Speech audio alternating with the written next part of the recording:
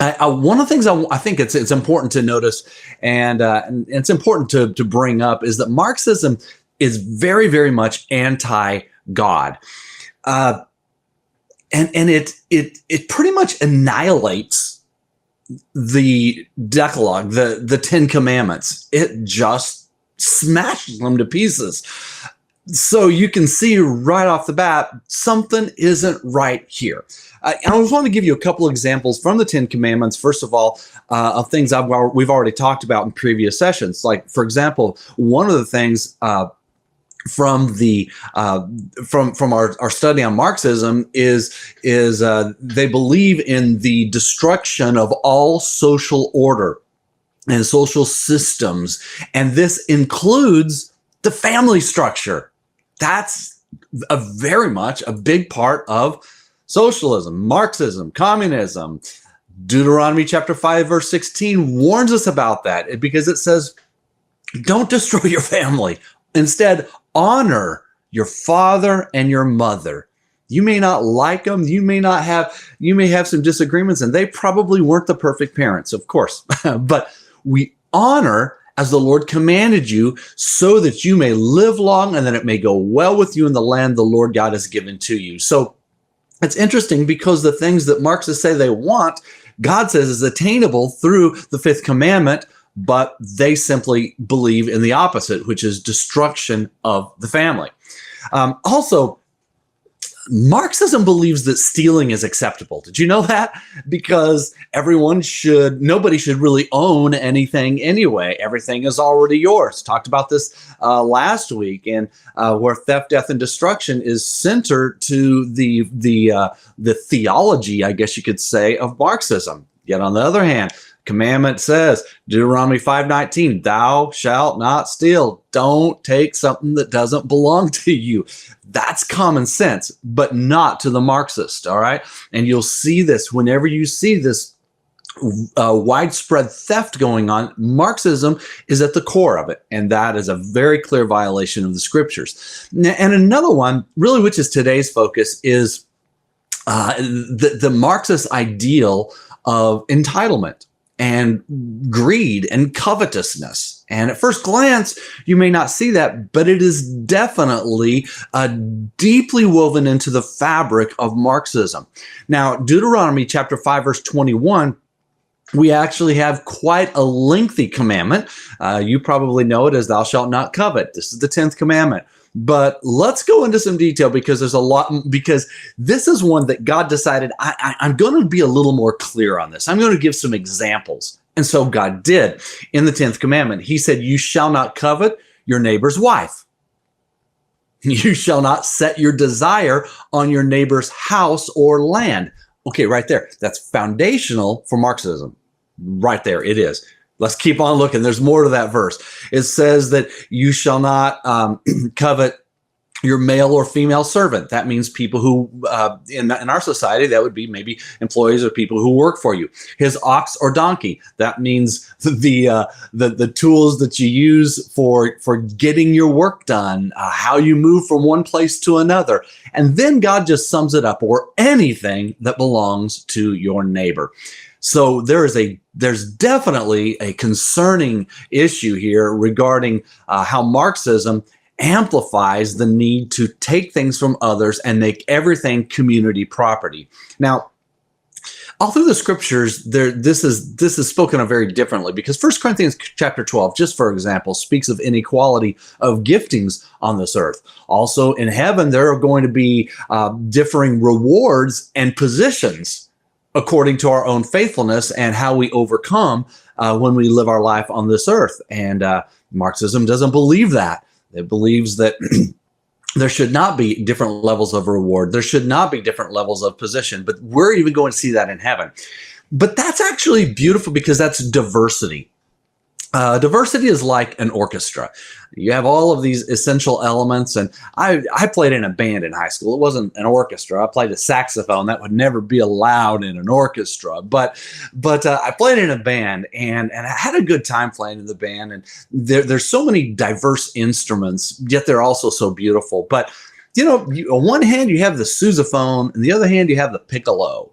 Two very extremely different instruments, but they're part of the diversity that makes it beautiful.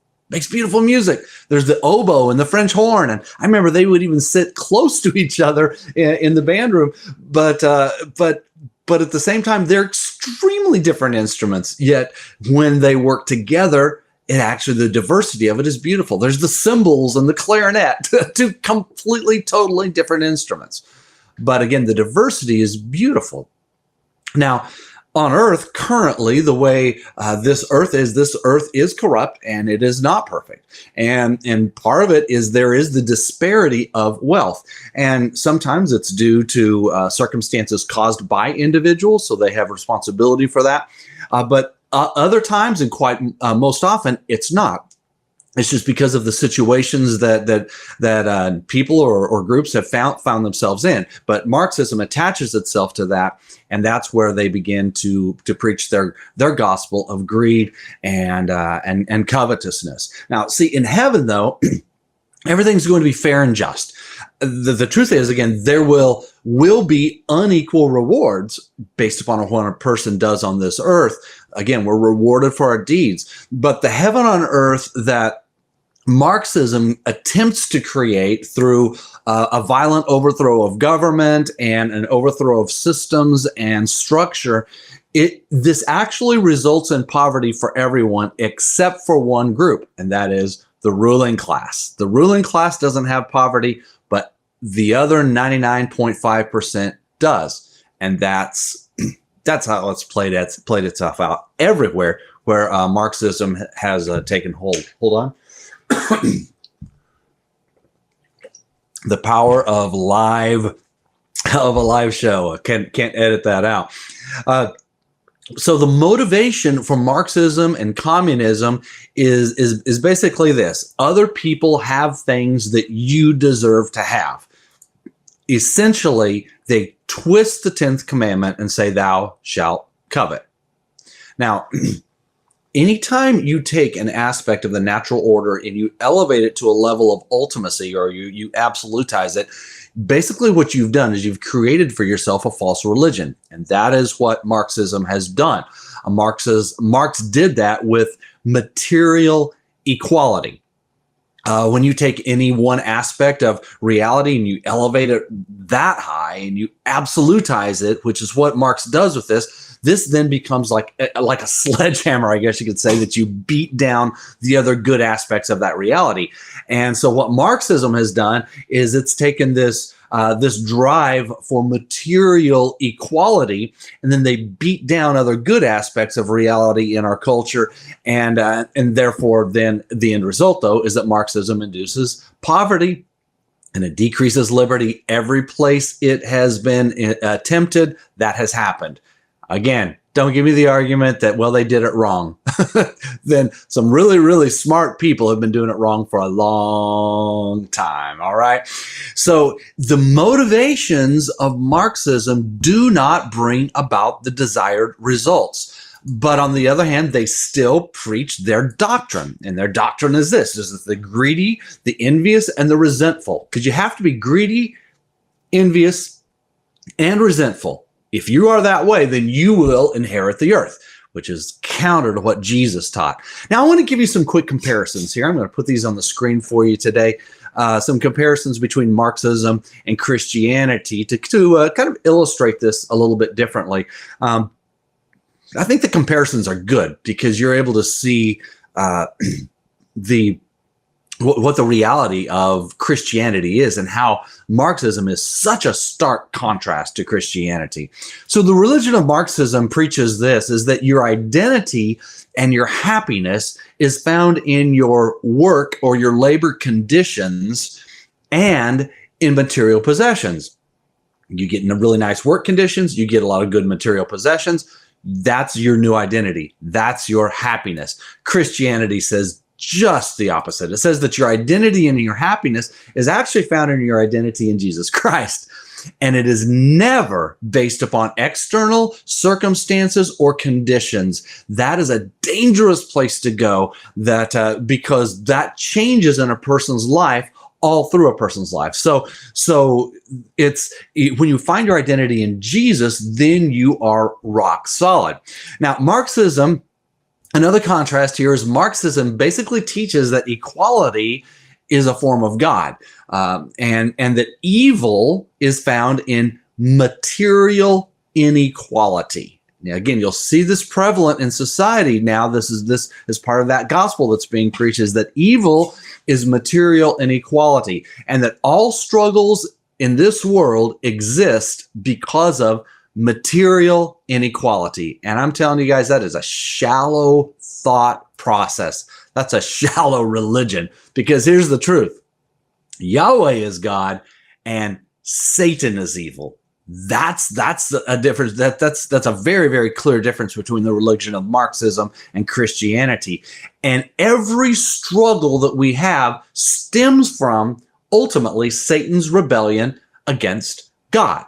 And why did this happen? Well, it's because Satan, that we'll just call him Lucifer, when he was there in heaven, Lucifer attempted. He actually envied what God had, and he attempted to overthrow God's government and order. Now, I have more teaching on this later on, but what we see with Marxism is actually played out with this battle that happened in heaven, with Satan envying what God had, then wanted to overthrow the government, overthrow the system of order, and it didn't work. Nor does Marxism work. You wonder where Marxism has its roots? It has its roots right back there at the throne of God many, many, many years ago.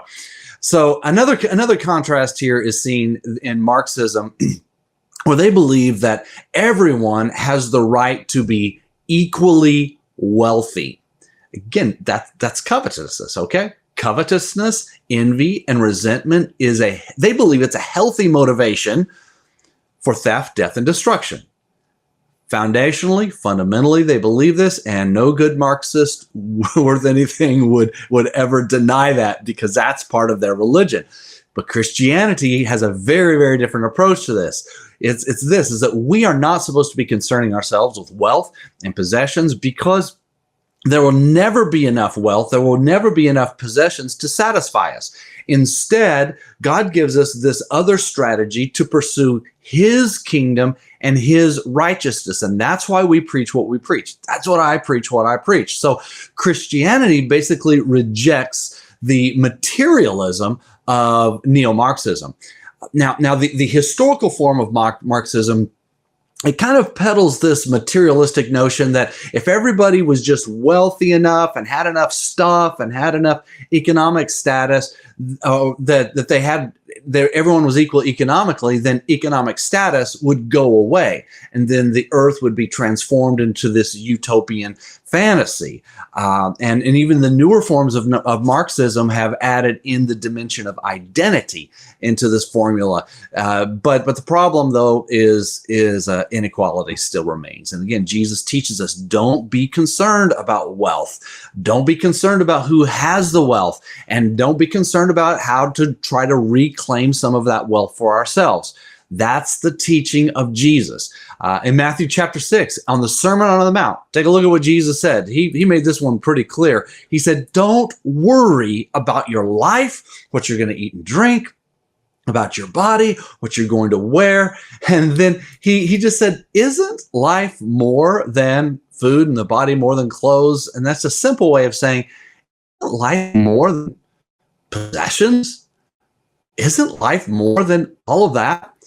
And Jesus goes on to explain that these things, they actually dominate the thoughts of the non-believers. He says, your heavenly Father already knows that you need certain things and that you need these things, and He's going to take care of it. So Jesus gives us this teaching that we're to seek God's kingdom first, and then we're going to have everything that we need. And in truth, you're never going to be satisfied with earthly possessions. Never. You're never going to have enough comfort. In fact, really, too much comfort will breed circumstances that are very vulnerable to sin, which then things become just as difficult for you spiritually. There's this old saying, idle hands are the devil's workshop. Yeah, that's still the truth. So I also just need to say this.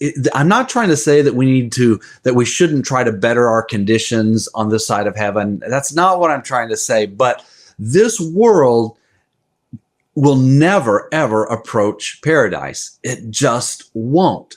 And when we try to court that goal and force it into being, it creates disaster.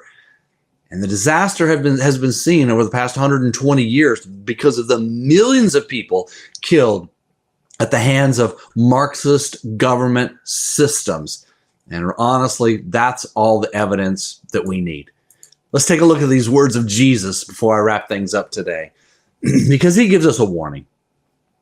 He gives us a warning. He says, watch out, be on your guard against all types of greed. Pause there. Marxism is based upon greed. It is. Watch out. Be on your guard against that false religion, because life does not consist in the abundance of possessions. God has some wonderful stuff for you ahead in eternity. For now, seek his kingdom and his righteousness, and he's going to take really good care of you. Well, I hope this was meaningful to you, and I hope you enjoyed today's presentation.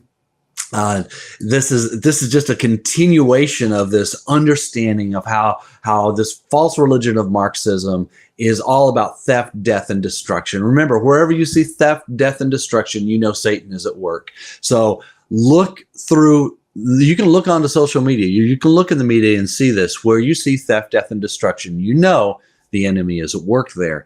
And those are things we need to be alert to. And I just want you to be alert to this, because we live in a very challenging age when the teaching of what true Christianity is has been altered. And I really believe we need to keep things the way that Jesus created, Jesus set them up to be, in the way the Word of God speaks.